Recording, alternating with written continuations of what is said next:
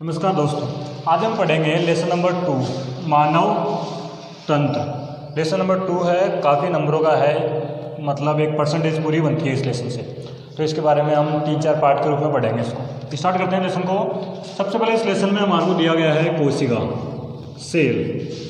अब कई पूछेंगे सर कोशिका क्या होती है, तो लगभग कोशिका सबको पता होगा। हमारे शरीर की सबसे छोटी संरचनात्मक व क्रियात्मक इकाई ही क्या कहलाती है? कोशिका कहलाती है। हमारे शरीर की सबसे छोटी संरचनात्मक व क्रियात्मक इकाई कोशिका कहलाती है। अब आगे आते हैं कोशिका प्लस कोशिका। जो बच्चे थोड़ा बहुत बेसिक नॉलेज रखते हैं उन्हें पता होगा कोशिका प्लस कोशिका मिलकर किसका निर्माण करते हैं? उत्तक का। अब उत्तक के रूप में जैसे हमारे शरीर में रक्त, कहेंगे सर रक्त, हाँ, रक्त हमारे शरीर में एक प्रकार का तरल संयोजी उत्तक है। किस प्रकार का उत्तक है? तरल संयोजी उत्तक। देखो कोशिकाएं भी कई प्रकार की होती है, उत्तक भी कई प्रकार के होते हैं। जैसे कोशिकाएं एक कोशिकीय, बहुकोशिकीय, उत्तक, तरल संयोजी उत्तक, जटिल उत्तक, दृढ़ उत्तक, मर्दुकोण उत्तक, कई प्रकार के उत्तक होते हैं। आगे आते हैं उत्तक प्लस उत्तक मिलकर किसका निर्माण करते हैं? उत्तक प्लस उत्तक मिलकर हमारे शरीर में अंग का निर्माण करते हैं। अब अंग जैसे हमारे शरीर में आमाशय, यकृत और भी कई हैं। दूसरे नंबर पे, अगले नंबर पे आते हैं, हमारे शरीर में उत्तक प्लस उत्तक मिलकर अंग हो गया। अंग प्लस अंग मिलकर किसका निर्माण करते हैं? तंत्र का। अब तंत्र जैसे पाचन तंत्र। दूसरा है हमारे शरीर के अंदर श्वसन तंत्र, उत्सर्जन तंत्र और भी कई तंत्र हैं हमारे शरीर में। उसके बाद में शरीर तंत्र। ये जब सारे तंत्र मिल जाते हैं, ये सारे तंत्र मिलकर हमारे संपूर्ण शरीर का निर्माण करते हैं। ये सारे तंत्र मिलकर हमारे जैसे कि आपने पहले पढ़ लिया कोशिका के बारे में, कोशिका किसे कहते हैं, कोशिका से मिलकर किसका निर्माण होता है, उत्तक से मिलकर किसका निर्माण होता है, अंग से मिलकर किसका निर्माण होता है। उसके बाद में हमने तंत्र में पढ़ा था पाचन तंत्र। तो सबसे पहले हम पाचन तंत्र को ही पढ़ते हैं। अब पाचन तंत्र, सबसे पहले पाचन तंत्र कहते किससे हैं, इसकी डेफिनेशन जानते हैं कि हमारे शरीर के अंदर मुख से भोजन के अंतर्ग्रहण से लेकर मलाशय द्वारा मल त्याग की प्रक्रिया के तक जो तंत्र काम करता है, उस तंत्र को संपूर्ण रूप से मिलाकर हम पाचन तंत्र कहते हैं। संपूर्ण रूप से मिलाकर हम उस तंत्र को पाचन तंत्र कहते हैं। अब पाचन तंत्र को भी 2 भागों में बांटा गया है। पहला भाग दिया है आहार नाल और दूसरा दिया है पाचक ग्रंथियां। दूसरा भाग पाचन ग्रंथियां। आहार नाल के अंदर भी कई अंग होते हैं। ये अंग मिलकर आहार नाल का निर्माण करते हैं। आहार नाल के मुख्यतः 3 कार्य होते हैं। सबसे पहला जटिल पाचक रसों को सरल रसों में अपघटित कर देना। उसके बाद में भोजन को मुख के अंदर लेकर मल त्याग तक कार्यविधि करवाना, संपूर्ण कार्यविधि करवाना। तीसरा कार्य होता है भोजन द्वारा जो अपशिष्ट पदार्थ होते हैं, जो खनिज लवण होते हैं, उनका अवशोषण करना। अब सबसे पहले अपन अंगों के बारे में जानते हैं। अंग के बारे में सबसे पहले मुख। तो डायग्राम में देखते हैं हमारे मुख कहाँ है। ये राज्य मुख हमारे। अब हमारे मुख में क्या होता है? सबसे पहले मुख के ऊपर 2 ओष्ठ पाए जाते हैं जिन्हें हम होंठ कहते हैं। ये हमारे भोजन को पकड़ने में सहायता करते हैं। मुख के अंदर हमारे दांत पाए जाते हैं और मनुष्य को द्विबारदंती कहा जाता है, क्योंकि मनुष्य में दांत 2 बार उगते हैं। 2 बार उगने का मतलब आप समझोगे कि एक बार मनुष्य में दूध के दांत पाए जाते हैं जिन्हें अस्थायी दांत कहते हैं। उसके बाद में स्थायी दांत आते हैं। दूध के दांत पहले टूट जाते हैं, बाद में स्थायी दांत आते हैं। और मनुष्य में दांतों को 4 भागों में बांटा गया है। दांतों को कितने भागों में डिवाइडेशन करा है? 4 भागों में। सबसे पहला कृतन, दूसरा रदनक, तीसरा अग्रचयवर्णक,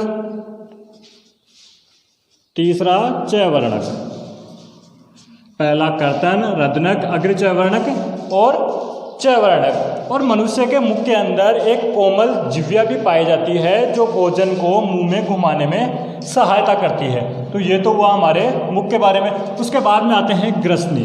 तो ग्रसनी डायग्राम में देखते हैं। ग्रसनी ये रही। ग्रसनी एक कीपनुमा संरचना होती है जो 2 से 4 सेंटीमीटर लंबी होती है। एक कीपनुमा संरचना होती है जो एक और मुख से व दूसरी ओर ग्रसिका से जुड़ी होती है। इनके मध्य का भाग होता है। उसके बाद में हम आगे चलते हैं ग्रासनली या ग्रसिका। ग्रास नली या ग्रसिका, ग्रास नली और ग्रसिका डायग्राम में देखिए ये री ग्रास नली और ग्रसिका। ग्रसिका ग्रसनी व आमाशय के मध्य का भाग होती है।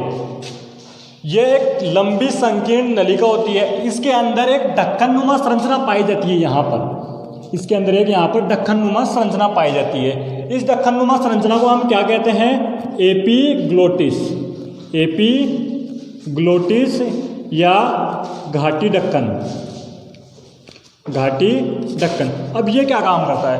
ये एपीग्लोटिस या घाटी ढक्कन हमारे शरीर में भोजन को श्वास नली में जाने से रोकता है।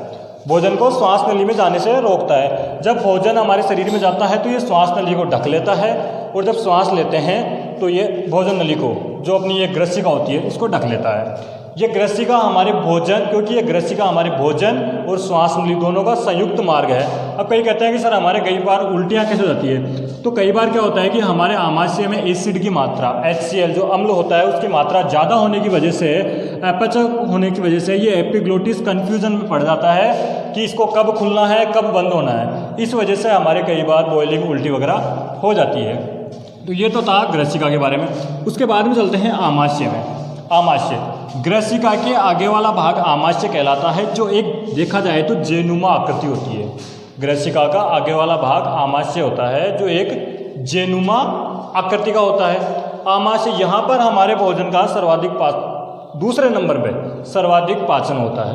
लंबे समय तक भी रचना होती है, जो 1 से 3 लीटर तक आहार को संचित कर सकती है। आमाशय को हमारे शरीर में 3 भागों में बांटा गया है। पहला भाग कोर्डियोग्राम, कोर्डियोग्राम यह आमाशय का प्रथम भाग होता है। दूसरा है फंडेस, यह आमाशय का मध्य भाग होता है। तीसरा है जठर निर्गम,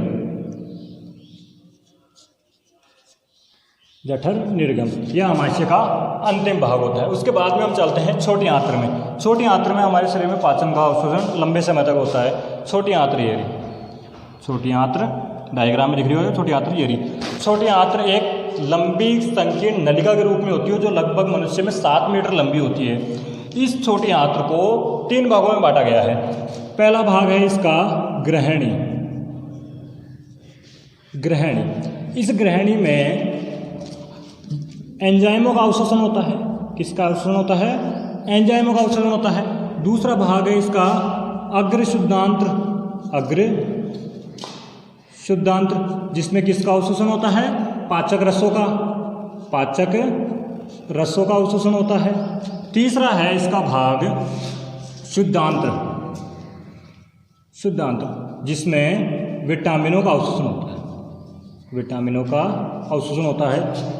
छोटी आंत्र के 3 भाग है। ग्रहणी, जिसमें एंजाइमों का अवशोषण होता है। अग्र शुद्धांत्र, जिसमें पाचक रसों का अवशोषण होता है। शुद्धांत्र, जिसमें विटामिनों का अवशोषण होता है। उसके बाद चलते हैं बड़ी आंत्र में। बड़ी आंत्र आगे दिख रही होगी आपको। छोटी आंत्र आगे बड़ी आंत्र में जाके मिलती है। बड़ी आंत्र में सामान्यतया बचे हुए जल का अवशोषण होता है। बड़ी आंत्र के 2 भाग किए गए हैं। बड़ी आंत्र का पहला भाग है अंधनाल, अंधनाल, और इसका दूसरा भाग है बृहदांत्र, बृहदांत्र। अंधनाल, अंधनाल को आपने देखा होगा, पुराने ज़माने में हमारे में पूंछ हुआ करती थी। ये एक परिशेषी अंग है, जो वर्तमान समय में हमारे में लुप्त हो चुका है। अंतिम भाग है मलद्वार। मलद्वार में दुर्लभ मात्रा में बचे हुए जल का अवशोषण होकर मल को मलद्वार द्वारा, गुदा द्वारा बाहर परित्याग कर दिया जाता है।